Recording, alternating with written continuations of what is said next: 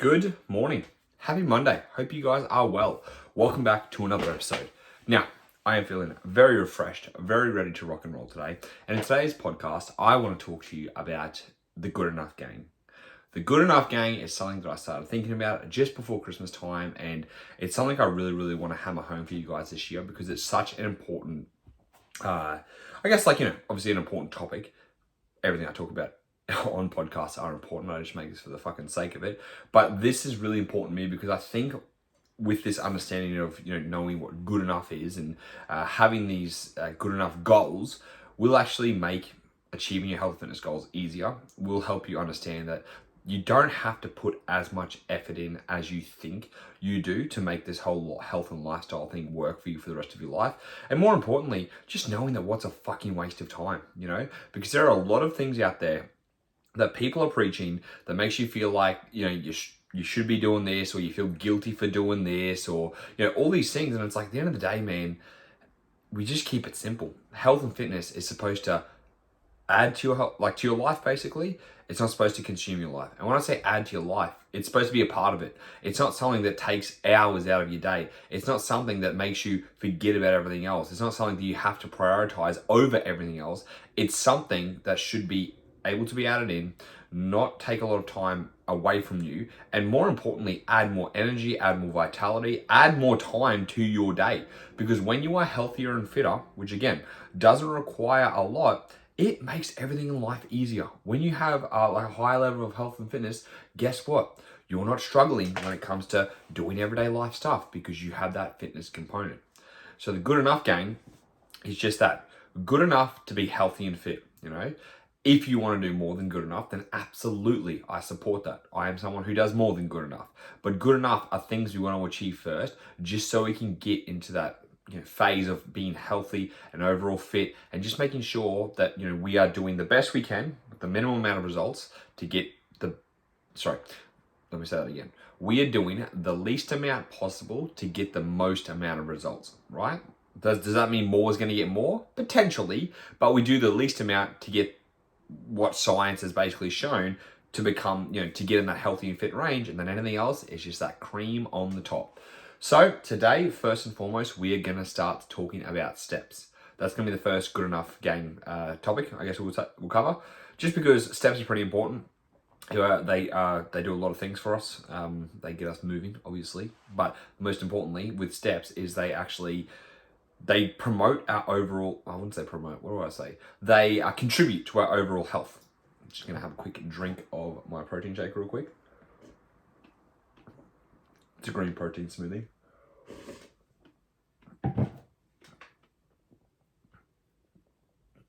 So what I mean by contributing to the overall health is that, you guys know what sedentary is, right? Being sedentary is not good for you at all. If you want to increase your chance of dying, be sedentary. And sedentary means basically being inactive, not doing anything. So unfortunately, in this day of age, a lot of people have become sedentary because of their jobs. We're no longer working in a factory line. We're no longer doing manual labor. We're no longer doing things that humans have always done, right? Since the beginning of time, humans have moved. They've gone hunting.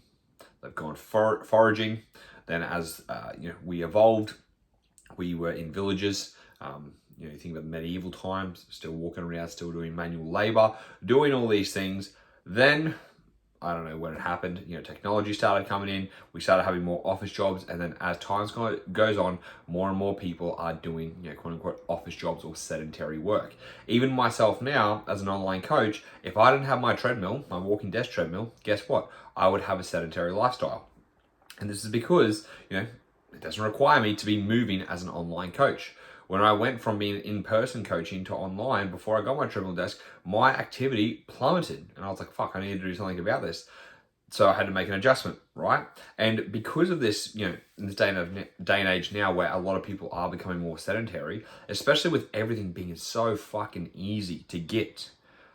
We order Uber Eats, it comes here. We order Amazon, it comes here. Man, meet me at the door. I don't even have to walk out of my apartment complex now to go and get Uber Eats. When they rock up, they can buzz in. I can say level 3 and they come up to level 3 and they knock on my fucking front door, Like, that's how lazy we've gotten. We don't even fucking walk downstairs out of our apartment complex to get Uber Eats. That is slack. And because of this inactivity, it is negatively impacting our health, right? So, in saying that, we want to start aiming for a good enough step target. And a good enough step target to get started is 8,000 steps a day. That 8,000 steps a day is going to take you out of that sedentary range and is going to put you in lightly active, which is also going to reduce your chances of all-cause mortality and basically a lot of the negative impacts that come from sedentary lifestyle. So movement is such an important thing, and I actually prioritize it first over exercise, all right? Now, a lot of people probably disagree with me on that. That's absolutely fine, but I would definitely be putting steps first. Just because if you go to the gym, for an example, you're sitting down all day and you're like, all right, I'm gonna go work out. What do? You're gonna do a typical, weight training workout. You do 6 to 7 exercises. You do 3 sets of each, let's say. You sit down, you do the exercise, then you rest between sets. So you do like 10 seconds, oh no, that's wrong, sorry.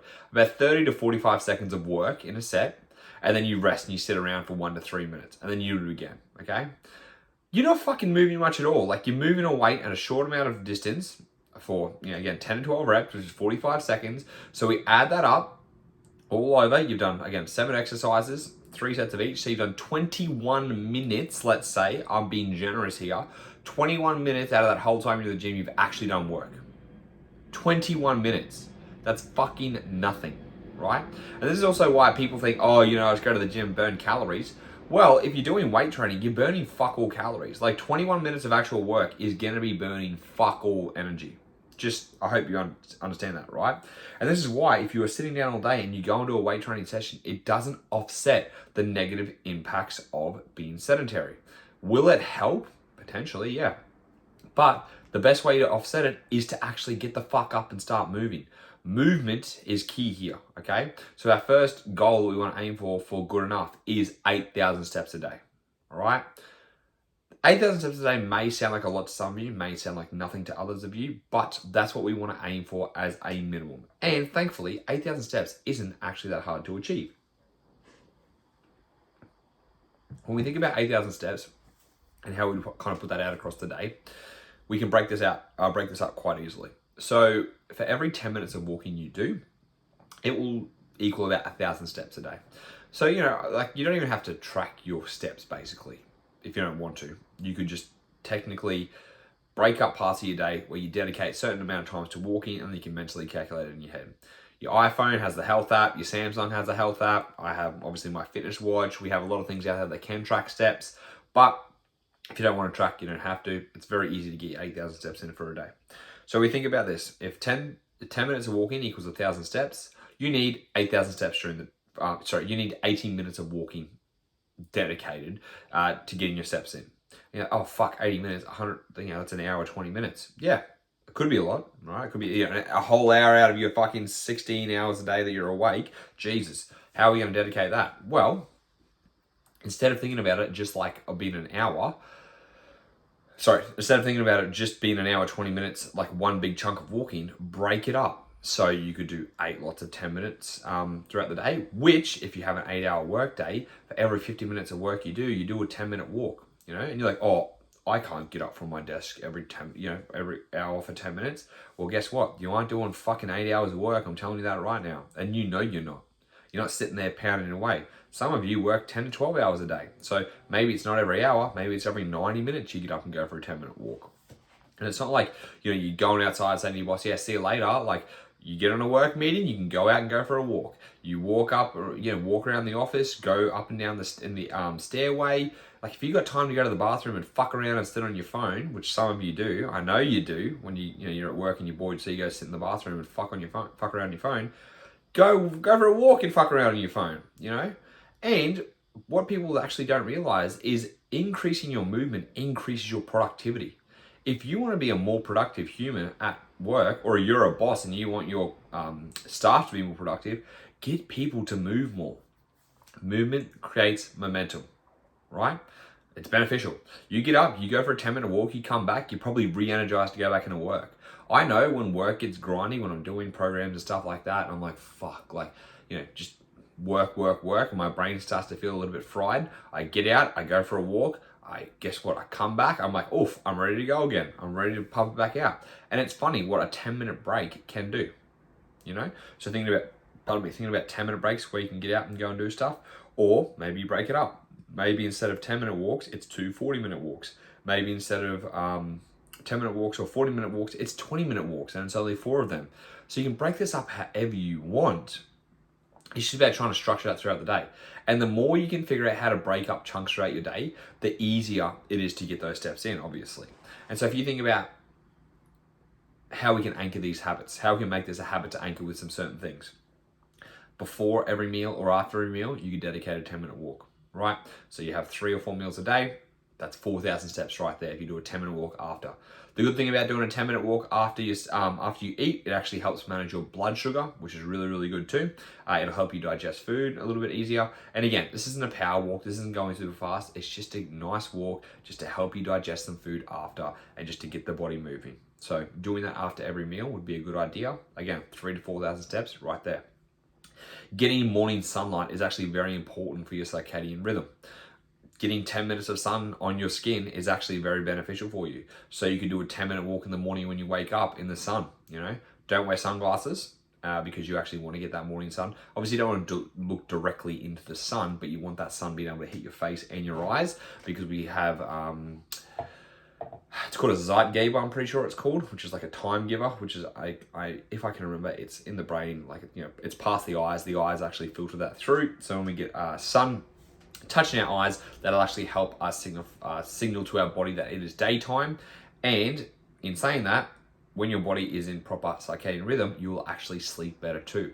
So doing a 10-minute walk when you wake up in the morning, and doing a 10-minute walk when you're ending the day, possibly.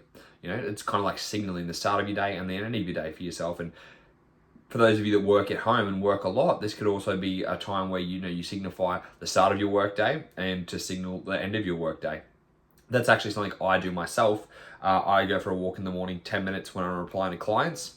That's about 15 minutes. And I'll get sun on my skin, you know, make sure I'm walking in the sun so I can get it on me. It's about 6:45 till 7 a.m. And then when I get back, I'm ready to go into work mode.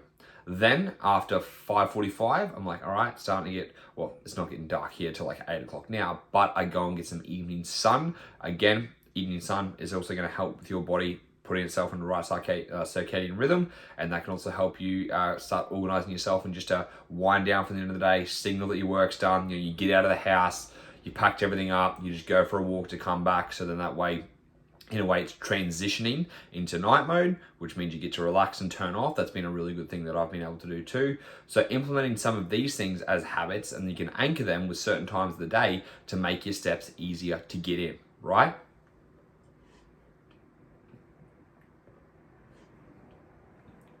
Sorry, having a drink of my smoothie. So there are plenty of ways we can think about trying to get these steps in. It's just about what's going to work for you, okay? Everyone's going to be different. Everyone's going to have different ideas about how they can do this. And there is no right or wrong, okay? All steps are created equal. It's just about getting those steps in. So even if you think about, all right, well, you know, I'm running around after the kids all day. I take them down to the park. I do this. What about all the housework I'm doing? Does that count? Yes. You know, what about when I'm walking up and down, up and down the street just to get a cup of coffee? Yes.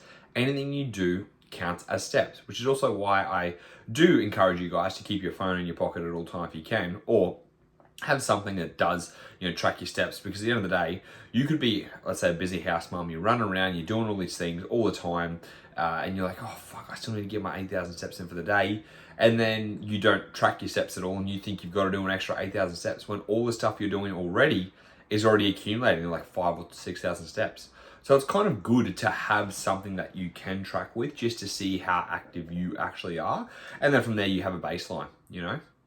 And it's always about, even though our goal of good enough is 8,000 steps, it's always about just building up, okay? Like you don't have to go from doing 3,000 steps to 8,000 steps. That may be tough, but it's about setting a realistic target that you can work on next and then build up from there.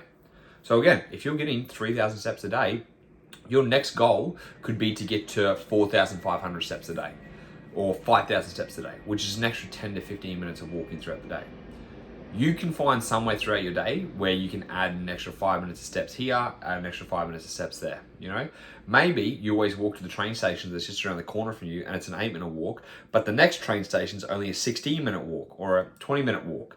So you're like, all right, I'm gonna walk to the next train station. Maybe you always catch the bus at 7:50, but if you leave 10 minutes earlier, you can get to the next bus stop that comes at 7:57 or whatever, or 7:53, you know, the furthest bus stop down, and that gets a little bit of extra steps in. You could pace around the fucking house if you wanted to pace around the house. There are endless ways for you to be able to get your steps in. Again, it just comes down to what's going to be realistic for you and how do you add these steps in. And wherever you are now, if you're not hitting that threshold, just think what is the most realistic step you can take in the right direction. Step, no pun intended. Like, what's the next realistic thing you can do to move in that direction of doing a little bit more steps, okay? Just the smallest amount. So think about it. Like, you know, what could that be? And then write it down. Like, you know, if you've got a thought now and you're like, oh yeah, I can do that, fucking write it down somewhere. Put it in your notes or do something so you have an implementation to go forwards with. There are heaps of other ways that you can get steps. Like for me, I have a walking pad. Like I said before, I have a walking treadmill desk. I have no issues smashing 16,000 steps a day because I walk on my treadmill desk. It's at a 4-kilometer speed, so it's nothing. I'm walking as I'm working. I've got a standing desk. It's easy to do. I'm smashing workout. I only walk for like 4 hours of the day, give or take, and I'm done. You know, so certain things like that can really help you too, because you know, if you are a home office worker and you have a standing desk, a standing desk where you can't walk is actually not that good for your posture either. You're always leaning to one side. You're always like rocking back and forth. You're standing on one hip. You're standing on the other. It's never comfortable to stand in one place. Like, it actually fucking is painful. I tried to do that for a while. It's not good. You know, so having a standing desk with the walking pad underneath, so it's not the full treadmill, it's just a walking pad, can do the job. There's heaps of different options out there. You know, Catch has a whole bunch of different ones. I used to have the Fortis T3, I think it was called. That caught on fire because, tip for those of you who are going to get a walking pad, make sure you vacuum where near the motor is, because I have 2 cats and a lot of cat hair got in there and it fucking fried the motor. Couldn't believe it, fried the motor. But, you know, it is what it is. So I then got a Lifespan one, a little bit more expensive. A bit quieter. It's one of those foldable ones, which is really good too, because when it's done, I fold it onto the desk and I just sit down and I work for the day. So, you know, I've got that little bit of flexibility there for myself. It is a bit more spenny, but I think it was worth the money. And again, you know, you could do that. You could be watching Netflix in the evening and doing a light walk if you need to catch up on steps in the afternoon or the evening after work because you have been sitting down all day. Like, I actually think fucking walking pads are great, to be honest. They're just, it's an endless thing to nowhere at the end of the day. But again, you can kill time by watching TV series on there. Again, whether it be Netflix on the TV watching it, or you could be on your phone walking. Like, you can even do it at, you know, you go doing the gym. If you don't want to get a walking pad, go to the gym, walk on a treadmill and watch Netflix on your phone. You know, or most of them have fucking Netflix on their screens now. Or go for a walk outside, you know. When I go for a walk outside, I'm always listening to a podcast or music or something. Or sometimes I like to also do something called mind wandering, where I just, you know, it's like it's this new thing that's not actually new. I go for a walk with no stimulation, basically. Like, I just let my thoughts wander, which is just, it's so funny that I'm like, oh yeah, this is called mind wandering and it's good for you. Like, yeah, no shit, not having stimulation from always trying to jam things in my brain is good for you. Who would have fucking guessed, right? So things like that will benefit you, going for a walk outside. If you can, I would always encourage you to go walk outside, because walking outside in the environment is actually better for you. Like, you know, there have been studies that have shown if you walk outside, especially in nature, even if it's just like a park with some trees, or even down a street that's got greenery and stuff in there, it's actually better for your mental health overall, and people mentally feel better for it versus walking around the city. Now, you know, you do what you can, all right? It's like, oh yeah, well, you know, I work in the city twice. There's no parks around me. Okay, well, yeah, it is what it is. I'm not like, oh, well, fuck, you might as well not walk at all. It's about doing good enough for what you can realistically do. Remember, it's not about anyone else. It's about yourself. This is why you have to match it to what's going to work for you. This is why you have to think about your own context in your own life right now. Like, If I'm telling you, get a walking pad, you're like, oh, I can't afford it. Okay, cool. If I'm telling you, go for a walk in the morning, you're like, I can't. I wake up and I'm in a rush and I go straight to work. Okay, cool. Can you walk at work? You're like, yeah, I could probably do a half an hour walk at work. Awesome. There you go. Do something. Another option, parking further away when you go to the grocery store. If you want to guarantee a car park far away. You know, go to the very top level of a car park, go to the very back of the car park. Surprise, surprise, no fucking person's parked there, you know? Easy parking. No one's gonna hit your car because no one is gonna be parking near you. You're gonna get a couple extra 100 steps a day, you know? When you're in the grocery store, walk up and down every single aisle. Kill some time, you know? Walk around the whole shopping center if you want to. Especially if it's hot or it's pissing down rain, you're like, oh fuck, what am I gonna do? Go for a walk in the shopping center, you know? Westfields are massive. Based on obviously, you know, wherever you guys are. There's like, you know, you've always got your Central or whatever it is. They're like pretty decent sized shopping centers. You can do them.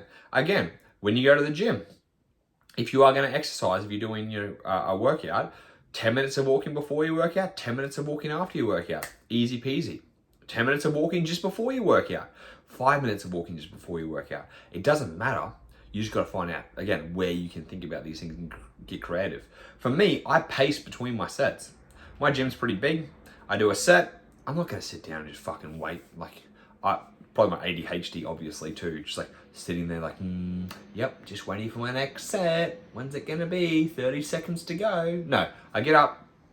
I walk around the gym. I'll just pace around. I definitely know people look at me like, what the fuck is this guy doing? But like, what do I care? What do I give a shit that they are probably wondering, why is this guy walking around the gym? You know, they probably think this guy's got ants in his pants or something. So I get up, go for a walk around, you know, pace, come back, do my next set, the same thing. And when I'm pacing, it's not like I'm walking really fast around or I'm, you know, doing big, massive laps. I'm just like casually walking around, killing 2 minutes until my next set. And then like, you know, you think about that, let's say you do 50 steps between each set, okay? You're doing 21 steps. You've done an extra 1,000 steps right there in that workout. Boom, simple. You know, little things like that add up. And it's funny because it's literally those little things that add up. Like we think about, you are, again, waiting for a bus. You walk to the next bus stop. It's only a 5-minute walk. You're like, oh, that's not much. That's 500 steps right there. You do that. Let's say you're gonna go shopping later on the afternoon, you park further away, you walk up and down the aisles, that's an extra 1,500 steps. That's an extra 1,500 steps. You get home and you're like, all right, I'm just gonna, you know, I'm gonna go for a 10-minute walk after work, after dinner. So you add another 10 minutes there. So now you've added another 3,000 steps in your day just by finding 30 minutes throughout the day by tiny little chunks that you've worked on adding in. You know, it's not about massive things. It's not about huge changes. It's about just finding little time slots in your day where you can get steps in, okay? Again, the easiest bang for your buck to get steps in, if you have the money, is a walking pad. Because anytime you want to smash out steps, you do it. And like the more passive it is, the easier it is. Again, like I don't even think about walking on my treadmill desk when I'm working. Like as in like, oh, I have to walk on my treadmill desk. 4Ks, again, is fucking nothing. It's easy peasy. And in saying that, it's just because I'm working, I forget, you know, an hour goes by, I've worked, bang, you know, 6,000 steps right there for me. Very, very easy to do. For you, you're watching Netflix, you watch a series, it goes for an hour, you're walking at a pace of 4Ks again. You've smashed like 4,500 to 5,000 steps out just by watching a fucking TV episode that's passive, you know? Or like when I listen to podcasts and I go for a walk around the park, and like, you know, I find my little loop that I like to do, or I'm replying to clients when I'm walking around. That first 15 minutes in the morning is so fast because I'm just replying to clients. I'm making content, I'm recording, I'm putting it on Instagram, like things like that. Like whenever you can do to not consciously have to think about doing it will also make it easier, right? So we have heaps of different ways you guys can start to add this in. It's just like, you know, create an action plan of what you can do, start small and build yourself up. And then once you hit 8,000 steps and you start getting that consistently, you've got to think about when you struggle to get it. Like, let's say some days you get 10,000 steps. Some days you don't get 10,000. Some days you get like 4,000 steps. So the week averages out to 8,000 steps, which is okay. But ideally, we don't want those days that are lower. We want to try and keep it roughly consistent. So think about where your days are lower and then how you can, again, add an extra 10 minutes of walking throughout the day. Because when people struggle more on the weekends, some people compared to weekdays, some people struggle weekdays compared to weekends. What I like to do, the same thing on my weekends, is still keep that morning walk the same. Still wake up, instead of going for a 15-minute walk, it's actually an hour walk. Smash out 6,000 steps first thing in the morning. Then whatever you do for the rest of the day, just plottering along. Let's say you do go grocery shopping one day, that'll be 8,000 steps right there. The next day, again, a 60-minute walk in the morning. And then let's say you're going to catch up with friends, right? You park a little bit further away from the coffee shop, you walk to the coffee shop. After you see a friend, you might just walk down the street. If I'll just do 2 laps or whatever it is, or park another few streets away. It's done, So it's very easy to do. We've just got to start to think about how we put those things into place. And however you think, if you start thinking, how can I get more steps in? You'll start to find ways for yourself. You might not find a way today or tomorrow, but it'll just come to you. You'll be like, oh yeah, actually I can do this for more steps. Because it never came naturally to me to be like, I need to do more steps. It was just things that I started figuring out to do. And then actually when clients would tell me how they got their steps in, I was like, that's a really fucking smart idea. I didn't think about getting a walking pad. A client told me they had a walking pad and that they were watching Netflix. And I was like, wow, oh my God. Because I used to tell people, go to the gym and watch Netflix while you walk on a treadmill. Well, fuck, that's effort to go to the gym. And, just to go to the gym, to walk on a treadmill, to watch Netflix, when you could just walk on a treadmill at home and watch Netflix, which is way easier. Again, there's optimal. I would like you guys to be able to go outside and get some sunlight and just, be better all for your mental health. But we're just starting with good enough. And then once, again, you start to build that up and you're consistently hitting 8,000 steps, you're no longer sedentary. You've fucking actually really improved your metabolic health just by doing that little thing of changing your steps. It's actually insane that 8,000 steps, once you start to hit it, you're like, how did I not hit this before? For me, it's really fucked because I do a lot more steps. On days where I get 12,000 steps or 14,000 steps, I'm like, oh man, I haven't been that active today. It's still active than a large majority of people, One of the things that I found very beneficial is, again, catching public transport more. I only own a motorbike anyways, and I don't drive my motorbike everywhere unless it's a distance. I always just think, where can I catch public transport? Because it's always cheaper than fuel, especially the way fuel is now. And it's just it just became second nature because I didn't own a car or a motorbike at first. So I was always catching public transport. So I never really thought about it, just little things like that, I think are great ways. Again, finding nice environments to walk in would be beneficial too. Again, because if we make it passive or we make it enjoyable, they're going to be the key factors. So enjoyable, going for a walk in the beach is more enjoyable than going for a walk through the city. The Coogee to Bondi walk here is fucking packed with people. Guess what's not packed with people? People doing laps in the city because people like views. The Bay Walk in Sydney is chock-a-block full of people. Why? Because it's a nice walk. I think that's actually a 6K walk anyways, which is 6,000 steps right there. And so things like that, trying to find nice places. Me and my partner, we like to go hiking or doing long walks, so we'll always be like, let's go to the Bay Walk, let's go do this. And it's an easy way to smash out steps without even thinking about it. And also, when you walk with someone else, it is way more enjoyable and it goes way quicker too. So think about it. Do you have a partner? Do you have friends? Do you have other people you can go with? Because that's just another opportunity to make the habit easier. Maybe every weekend you do have a walk with your friends. It's funny. I remember there's an episode of Brooklyn Nine-Nine when Jake and Captain Holt are they've got their hidden identity. What are they on? What's that thing called? They've been put down. They've gone to Florida or whatever it is because they're keeping their identity hidden. And Captain Holt has a walking group every morning, a power walking group with these mums. And that used to be a thing where mums would get in a group and go for their morning walks or whatever it was, when their power walks. And it's yeah, fucking oath. Why isn't that a thing anymore? Why aren't people in little groups going to get their steps in? That's a cool thing. You walk around with friends, you chat shit, time goes fast. It's the same thing as if you ever have done cardio with friends, or again, even when you catch up with friends in general, you're sitting down chatting shit and you're like, oh, it's already been 90 minutes or like, 2 hours of us just talking. And it's like, yeah, it goes quick. And so, if you have a friend there, same as training. When I train with a friend, we don't chat shit much when we're training because like we're there to train, but my training does go faster. Like it feels like I'm in and out quicker because I'm talking to my mate between sets. We get it done, and like we're just feeding off each other, and it is more enjoyable, especially if you are a social person, right? So maybe you do go find, I don't know if there are walking groups, or you find a friend that wants to go for a walk. You want to catch up with a friend on the weekend, get a coffee and go for a walk. I'm actually seeing my mate Michael tomorrow, and he said to me, he's like, hey dude, you want to go catch up for a coffee? I was like, yeah. And then I usually suggest a walk, but he's like, oh, you want to go down to the beach and go for a walk? I'm like, fucking earth, let's go to Coogee and go for a walk. Same thing when I catch up with my mate Mac, we always go down to the beach and go for a walk because it's a nice walk. We get a coffee because I froth coffee, and it's a win-win. I've got some caffeine, I'm walking with a mate, I'm smashing some steps out. It's easy. I can't believe I'm talking about steps for like 30 minutes, but I hope this is helping you guys, think about ways you can implement it. And just, again, hitting that good enough goal, right?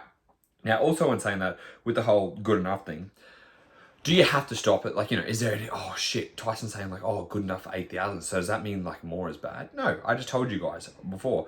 I do like 16 to 20,000 steps a day. There's nothing wrong with doing more steps until it starts to negatively impact your life. What do I mean by negatively impacting your life? So if it starts to become too time consuming, if it starts to become an obsessive thing, if it starts to stress you out, if it starts to impact your recovery, getting sore feet and stuff like that, if it is, they're probably the biggest ones. So if in any way it is becoming negative, that's when you are actually doing too much.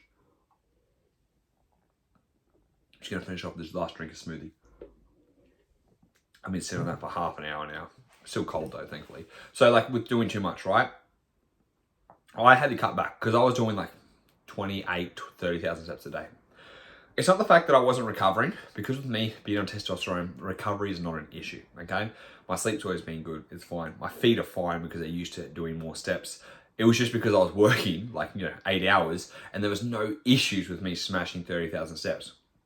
The issue was just like, it's just too much to do all the time, right? And then what I was realizing is I was stressing when I wasn't having above 20,000 step counts a day, like on the weekends and stuff like that. Like, I'm not working on the weekends. And so when I have like 30,000 during the week and then let's say 16,000 on the weekend or even like 12,000, it would stress me out. And that's not a good thing, right? So I was like, oh fuck, this is actually becoming an issue for myself. Because I do have that little bit of neurotic tendency, I realized how that was negatively impacting me. And I'm like, oh fuck, I need to keep an eye on this. And so I worked myself down because I'm like, I don't need to be doing that much all the time. So I brought my steps back down. And now I'm in a better headspace for it, right? Which is good because we've got to keep an eye on it. So same thing for you. If you are someone who is trying to do as many steps as possible and it is a compulsion or it is something you feel like you have to do because you need to burn a certain amount of calories or any of that shit, you need to take a rain check on that, and you need to probably take, maybe take off the trackers, don't track your steps and stuff like that, and instead just dedicate certain periods of time where you will go for dedicated walks, right? Because what happens is, same thing as like, you guys know that I used to have an eating problem, and it came from the neurotic side of things, and then when I got into tracking, it became the obsessive about every little gram, because when I can look at data, like if I get very, very, obsessed with data, it becomes an issue, Again, knowing everything down to the gram, looking at how many calories 30,000 steps burns or, whatever 1,000 steps burn. You're like, oh, okay, I need to get this exactly. Because somehow if I don't get, for some reason, I get 10,000 steps instead of 12,000 steps, then fuck, I'm going to burn X amount of less calories. Like, it can become a detriment, and we don't want to slip into that side of things either, which is why it's really important. We want to do this for health, we want to do this for good enough, but we don't want to get caught with this consuming our life, okay? Remember, it's all about adding to our life. It's not about consuming it. So you really want to be aware of, if you do start to get stuck on this, trying to do too many steps, becoming obsessive, oh fuck, like I didn't get my 8,000 steps today, oh, everything's ruined, like my calories. Don't get concerned about this shit, okay? I'm telling you guys, like, don't get obsessed about the calorie burn from walking. Don't get obsessed about thinking you have to do it every single day for the rest of your life. And if you miss a day, you fucking ruined everything and stuff like that. All I'm trying to encourage you guys to do is enough to be healthy and being active for a majority of the time by getting over 8,000 steps, by getting 8,000 steps or above a day is the goal, okay? So if we look at this as a whole, you know, in 30 days, let's say 25 days, you've got your steps, fucking awesome, right? What's gonna happen if you miss a few days of steps? Nothing. But if you're consistently being less and less active, you're gonna get negative outcomes, which is why we're aiming for that good enough, because you can realistically get 8,000 steps 90% of the time in your year, which is what we want to aim for, okay? Good enough, that 80-20 principle. Just a warning, okay? Because I know there are some of you that are fucking neurotic like me, and we don't get caught in that headspace. Cool. So I hope that was helpful. I hope that gave you guys a bit of, you know, a good idea about what you need to be aiming for the good enough gain. I'm going to be continuously posting out and talking about the good enough, the good enough gain for 2023, because it's really important to me, and it's something that I want to keep pushing more and more of. So keep an eye out for that. If you guys have any questions about this, make sure to send me a message on Instagram. If you did enjoy it, do make sure to send me a message, to tag me, share it on Instagram and tag me. And finally, I always have spots for online coaching, okay? So if you're someone who does struggle with adherence, who does struggle with accountability, who does struggle with just where they're at in life at the moment, and you just want to be able to push, not even push yourself, you just want to be able to be consistent with your training or consistent with your nutrition or both, and you need a little bit of support, then that's what my online coaching is here for, you know? I'm not here to radically transform your life and make you lose 30 kilos. I'm here to help you just get on the right track, build up some momentum, lose a little bit of weight in the process if that's what your goal is, or gain some muscle if that was your goal is, just to get you towards where you need to go and set you up for lifelong success, okay? I'm not here to hold your hand for the rest of your life. I'm here to give you the tools and support necessary in order to start achieving your goals and let you have that confidence to be able to do it by yourself. So if you are interested in the coaching, you can jump on my website at Tyson. Or you can actually message me on Instagram at tysonthetrainerr with 2 R's, or go on my website, tysonthetrainerr with 2 R's.com/coaching, and you'll be able to see the coaching options there. Fill it out, apply, and then I'll get back to you. We'll jump on a phone call and we can go from there. Cool. As always, I appreciate you guys for listening, and I'll speak to you next time.